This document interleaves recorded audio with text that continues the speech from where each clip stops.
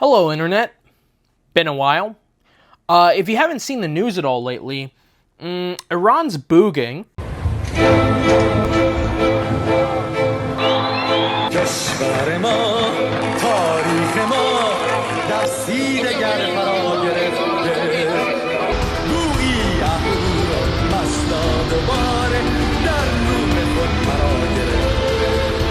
And this global event comes at a very, convenient time for me. I've spent the last 6 months working on a project that is based on the history and mythology of Iran. And this coinciding with a very... Well, okay, I wrote exciting before all the killing started, so we're gonna call it interesting time for Iran, has given me something of an impetus to look deeper into Iranian history, mythology, and anthropology. I got hooked onto a very specific topic, and that would be a very intense focus on legitimacy in Iran. Now, what do I mean by that? Put simply, I've always sort of been interested in social contracts. I'm half Chinese, half American. I come from two civilizations, basically defined by social contracts. Every stable society needs some kind of agreement between the citizens and the government to get the citizens to buy into being part of the government. In America, we operate on ideas of the Enlightenment. Our founding fathers believed very strongly in natural law, where God has ordained that all humans are endowed with certain rights, and they go a step further and assert that any moral government should, above all else, be dedicated to defending those rights. Other social contracts are less benevolent. For example, a popular theory behind Russia's concept of a social contract originated in the 1200s when they got conquered by the Mongols.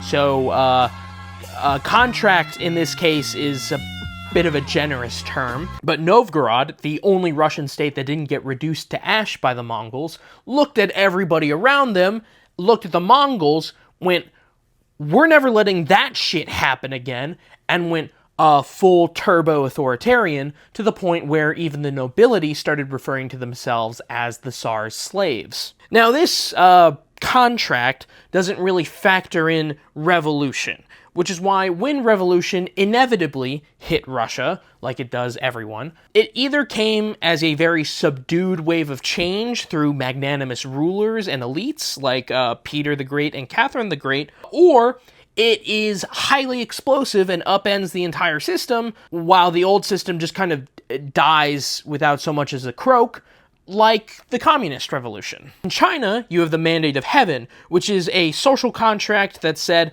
if the emperor's reign was turbulent, his family had lost the Mandate of Heaven, and so it is sanctioned by the gods that the Chinese people go in and kick him out. See, this is an example of a contract that explicitly factors in the concept that revolution is inevitable, which, you know, if you want my opinion, that's a slightly smarter way to set it up, but as long as the gods have sanctioned it, revolution is totally permissible. Hey, I heard the Christian population in China is going up. Maybe we can factor a Mandate of Heaven style thing into that kind of theology. These types of social contracts, especially if they're created during the infancy of a civilization, which most of the time they are, play a huge role in defining how revolutions play out throughout the lifespans of these societies. But they also define how legitimacy works. After overthrowing your government, you have to replace it with something. Iran has been talking about having Reza Pahlavi take charge after, I don't know, I guess they blow up the Ayatollah. I'm not sure what the victory condition is. A lot of people have been talking about maybe bringing the Shah back, but a lot of people don't want the Shah because he's kissed the wall. On the other hand, people have been saying, oh, Iran should do democracy, be a republic. And all I'm saying is that Iran has been under an empire of some form for like the last 3,000 years. So that might not go so great, because we tried it with Afghanistan. And I don't know if you want to ring up that check, but wasn't worth it. So my goal with this video is to kind of tell you what I have found and my theories regarding what constitutes a legitimate ruler in Iranian society. Not necessarily according to what people say out loud is a legitimate ruler, because a lot of the time, civilizations just kind of do stuff subconsciously. So if we're gonna go and like consciously fiddle with something, we should keep in mind what the subconscious tendencies of Iran are. This is not me advocating for any kind of interventionism, by the way. I used to be, okay, I'm kind of split on the issue right now, because on the one hand, I want to stop the killings, so maybe a US intervention would be good for that, but on the other hand, I want to give the Iranian people the kill. I don't want to kill steal. Anyway, my name's Alexander. I'm a historical fantasy author. I've also just been laid off from my day job, so that's why I'm back to making videos instead of not making videos, which is what was happening for the last, like, I don't know, 3 months? The second book of my historical fantasy action series, Iskander's Game, has just been released and follows the rogue squad of magicians called the Companions from the first novel as they try and root out a cult of Gnostics before they can take over Europe.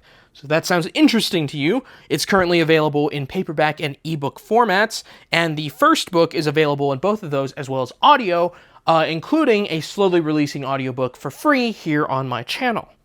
So, if any of that sounds interesting to you, you can listen to the book here on YouTube or on Spotify or on Audible, or read it if you're into that thing. And then you can find Iskander's Game, The Cathar's Crusade, which is the second book, on Amazon. That's my little plug. This is also the first time that anyone on this channel has even heard of this coming out, I think, unless I put it in my channel update like 2 months ago. Also, my Farsi is dog shit, so, sorry about pronunciation. If you really think about it, Iran and the concept of the Persian Empire was kind of founded on revolution. The first Iranian empire was actually not the Achaemenid Persians, which, you know, is the famous one with Cyrus the Great, that, you know, Alexander the Great ended, etc., 300, Thermopylae, Salamis, you know. The actual first Iranian empire was the Median Empire.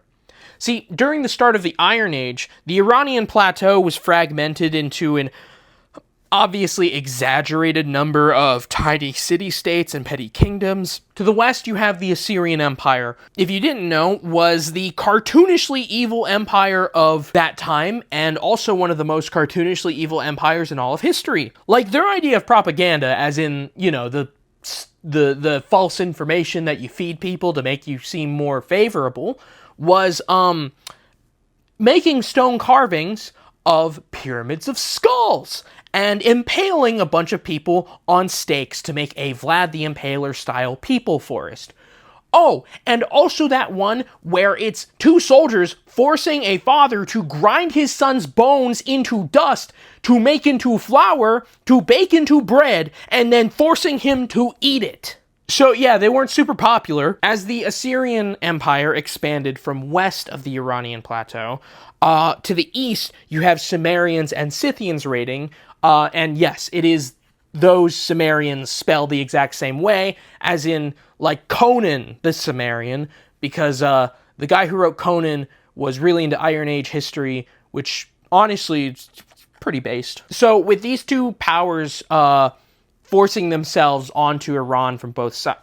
Now, with these two powers spit-roasting Iran, a lot of the competitors for the Median Empire got axed pretty damn quick, leaving a huge power vacuum for the Medes to swoop in, and with the help of Babylonian king Nabopolassar and several other revolts in the region, toppled the Assyrian Empire. That's kind of a revolution if scoped to the civilized world of that time, since everyone was kind of under Assyrian dominion. But the Median Empire was short-lived, as the son of the Median king learned almost nothing from the fall of the Assyrians and tried to start eating up all the land of his vassals, because the way the Medians built their empire was a very, like, barbarian empire sort of way, which is, you know, you go to neighboring people groups that are kind of like you and you go, hey, we're kind of the same. I want to go kill that guy over there. So if you give me a little bit of money and some men every so often, I won't kill you. How about that? And then most of the time they say yes, because it's, it's an amicable deal. Anyway, the Persians, under the rule of Cyrus the Great, were one of these vassals that the new Median king attacked in an attempt to conquer their subject completely. It's said in the story that the guy put in charge of the Median army was also none too pleased with the Medians, and with Cyrus, mutinied against their overlord, creating the Achaemenid Empire. So if you think about it, Assyrian Empire, Toxic X, Median Empire is the rebound, and then Achaemenid Empire is like, your actual new relationship that kind of works out. At least, until Alexander the Great comes in. And as much as I love Alexander the Great as a historical figure, I will admit I've become a little more sympathetic to the Persian side of things, because I get it. It sucks. It sucks. It really does. Iran then becomes part of Seleucus's empire, who then falls to the Parthians, who are Iranian, unlike the Seleucids, but are a nomadic ethnicity from Central Asia. So you have, like, the civilized Iranians that live in, like, what is now Iran, and plus a little bit into Turkmenistan. And then you have the, like, uncivilized Iranian peoples that are still roaming around Central Asia, the Pontic Steppe, etc. So the Parthians come from the uncivilized Iranians. So I'm not 100% sure how, like, down with the Parthians the rest of the Iranians were, but it's probably better than a Greek, right? The next great Iranian empire doesn't really come about until Ardashir the Great establishes the Sassanid Empire. Ardashir was the ruler of Fars province, which is the same province that the name Persia comes from, and led to an internal revolt against the now defunct Parthian Empire. The Sassanid Empire was a golden age for Iran, but in their conflicts with the Byzantine Empire eventually fell prey to the invasions of the Arab caliphates. For almost 900 years after this, Iran is either under the rule of foreign empires or split into a bunch of disunited petty kingdoms. But just because they're not united under an Iranian empire does not mean they are out of the picture. The Umayyad Caliphate, which, I'm gonna be real, guys, I'm not gonna be able to explain, like, Arab history with this as well, so I just gotta hope you know your caliphates. The Umayyad Caliphate would eventually fall to the Abbasid Caliphate's Abbasid Revolution, who ignited their revolution from Khorasan, which is traditionally an Iranian territory, and with an army of Iranians that marks the end of what could be called the Arab Empire, since the Rashidun and Umayyad Caliphates I would call Arab empires, but the whole deal with the Abbasid Revolution is, hey, there aren't enough Arabs for us to be going around like, haha, we own the place. Fuck you, everyone else. Even if you convert to Islam, you're still second-class citizens. Fuck you. Yeah, there's not enough of us to, like, enforce that, so let's stop. Iranians take this opportunity to establish themselves as a secondary influence to the Arabs in the Muslim world, as a Persian bureaucracy slowly causes the Arab aristocracy to be phased out in most places. It could be argued that the Abbasid Empire was an Iranian empire to a certain extent, as the capital was moved from Damascus to Baghdad in Mesopotamia, which had much closer ties to Iran. But when I say argued, I mean it would make a really good argument, since Iran was not exactly in charge, more like under new management. Iran had more influence, yes, but they were still subjects of the Arabs. The last surge of Zoroastrianism and Iranian nationalism before the modern period came with the revolt of Babak Khorramdin.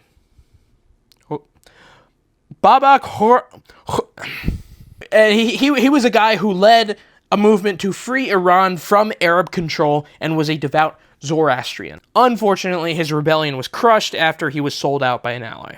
After the caliphate's decline, there's a small renaissance called the Iranian Intermezzo. Well, actually, I don't know if I feel comfortable calling it small. I don't know the exact scale of it, because, again, this is a very surface-level understanding. This is more of an anthropology video. I haven't spent as much time with Iranian history as I have with, like, German history or Chinese history, so it might be a bigger it was a renaissance, where the first Iranian Muslim dynasties come to power. But aside from the Saffarids and the Buyids, most of them are pretty small, petty kingdoms. And while there's no way I could actually confirm this, part of me thinks that this massive gap for Iran, in terms of going from the Sassanids to not getting their shit together really as an Iranian empire until the Safavids, and due to the fact that this gap comes from Islam storming into the country, has created a lot of resentment in the Iranian people towards the Arabs mostly, and by extension, a little bit Islam itself. Even if they remain Muslim, Iran has consistently tried to differentiate themselves from other ethnicities that succumb to Arab influence, like those in the Levant, Egypt, and Mesopotamia. Eventually, the caliphates would be destroyed by Turkic invaders like the Ghaznavids, the Seljuk Turks, who are more foreigners ruling over Iran.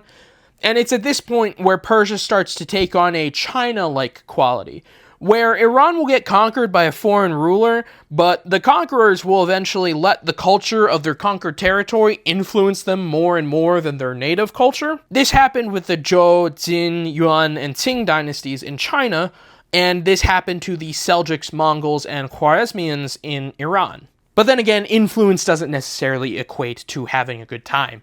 Iranians were still rebelling against their overlords. Lots of Iranians joined and assisted the Nizari Ismailis, better known as the Order of Assassins, against the Seljuk Turks, even though the assassins had technically come from the Egyptian Fatimid Caliphate, and Hassan-i Saba, its leader, was Arab. He was born and grew up in Qom, which is a city in Iran. I also believe that the campaign of the assassins led to the strengthening of bonds between the Iranian people and the Shia sects of Islam, as a sort of symbolic rejection of their foreign overlords who, up until this point, have all been Sunni. When the Mongols invaded and shattered any faith people had left in the Sunni hierarchies, that offered a power vacuum for Shi'ism to continue growing in Iran. After the Mongols and the Ilkhanate, the Timurid Empire came in.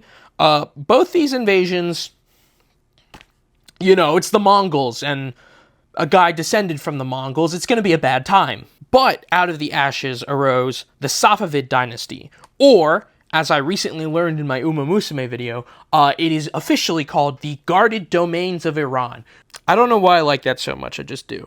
Anyway, the Safavids were yet another native empire that overthrew a weak foreign occupation.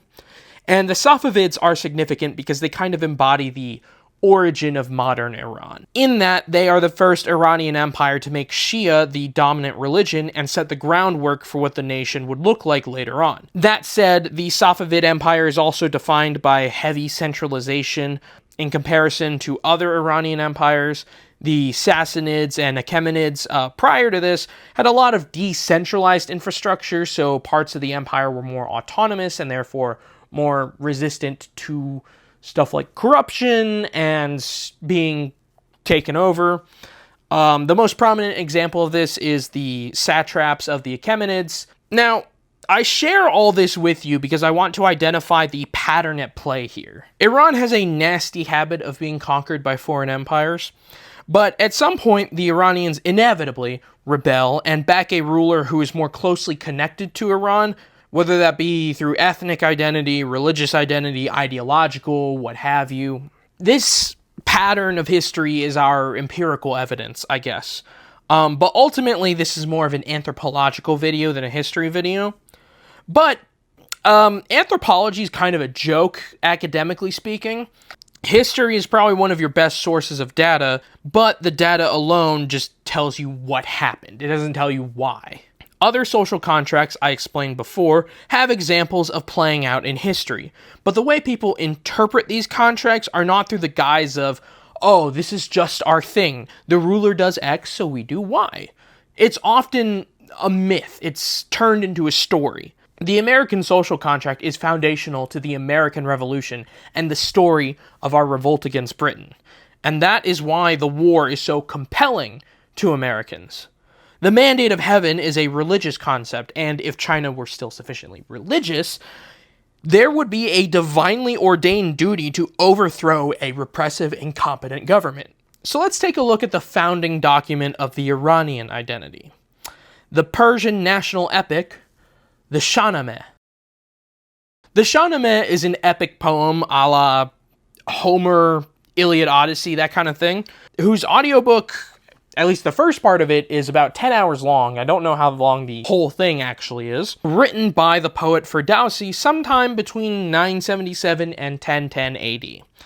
The poem recounts Iranian national history, which, when I say national history, that is a term that is used to describe all the myths and legends from pre-Islamic Iran that get incorporated into history, similar to how the Yellow Emperor thing with the Xia and Shang dynasties in China are thought of to be mostly mythical, but are incorporated into the canon of Chinese history, with the asterisks, at least now, that the early bits are probably just legends. Cool fucking legends, though. The Shahnameh records the creation of the world all the way up to the Muslim conquest, focusing mostly on myths and legends, but also covering actual history, especially for the Sasanian Empire. And I want to talk about the story of Zahak the Serpent King.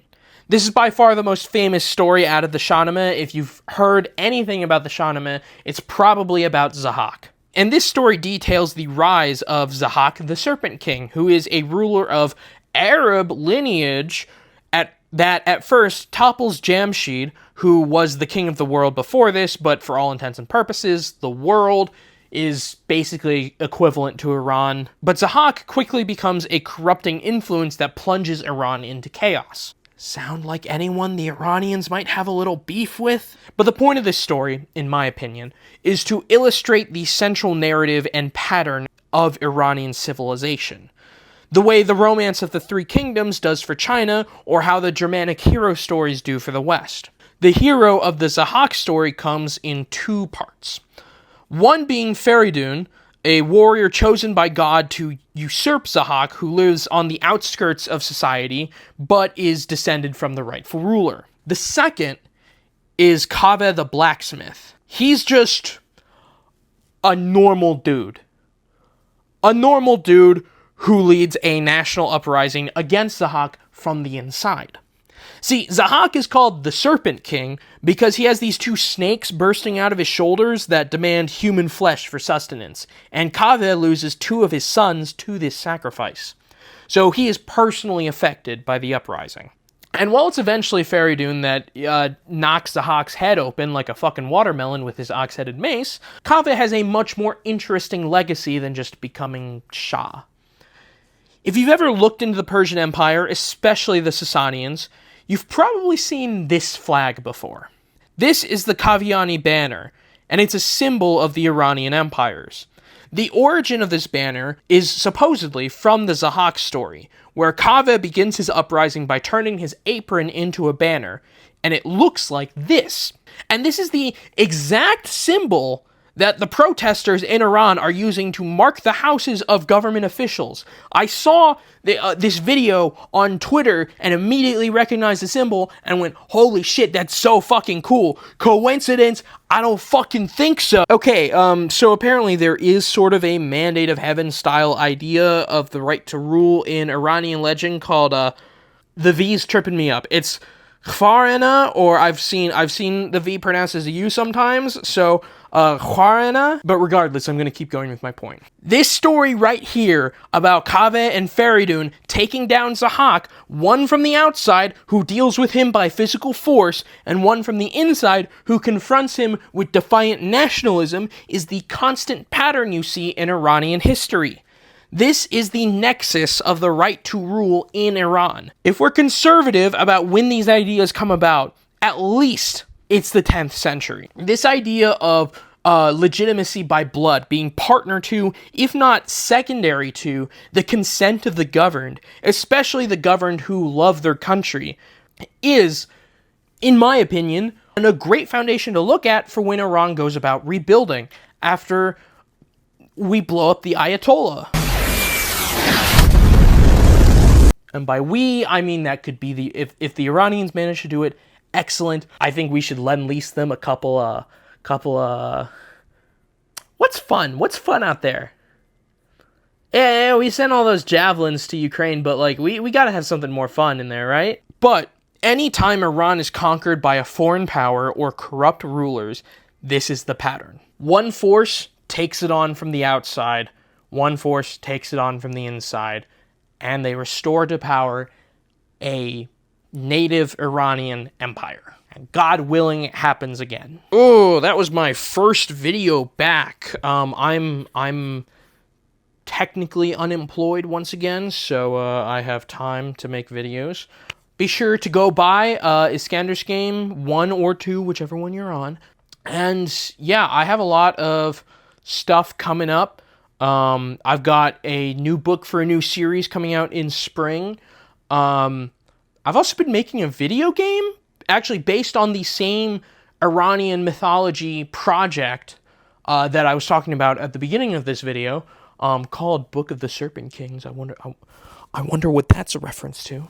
I get the impulse to start game dev like pretty much every January, so we'll see if I actually stick with it this time. If I do, I'll be blasting about it from the rooftops, but until then, be on the lookout. I could use an artist for that, but also I don't have money, so if you're okay with like a rev share agreement or want to just sell your services for really cheap, hit me up. Based on how much cover artist costs, I'm not expecting to get anything out of that.